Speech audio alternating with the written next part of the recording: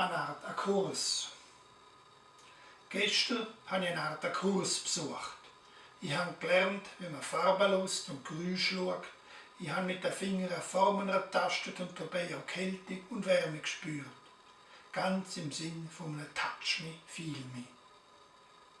Mit der Nase habe ich ätherische Naturdüfte geschnuppert und mein Körper war Bewegung. Und gleichzeitig habe ich eine innere Ruhe gespürt. Es war eine ganzheitliche Erfahrung, die ich gestern gemacht habe.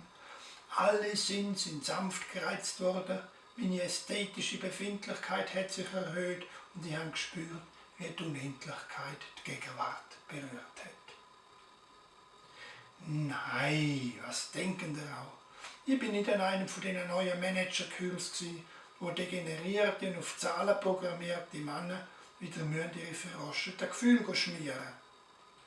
Und es ist auch nicht so, dass ich für teures Geld bei indischen Räucherstäbchen schmecke, wo mir als Wasserguru-Zimmer mit einer europäisierten Lotusstellung als Universalmittel gegen den Weltschmerz vormachen. Ich bin ganz einfach durch den Fürstenwald spaziert und ich habe Farben gesehen, Harz und Pilz geschmeckt, Tannenzäpfen aufgenommen und mit laufenden Blättern geraschelt. Und ich sage euch, so ein Waldspaziergang ist der beste Entspannungskurs, den es gibt. Und er ist noch gratis.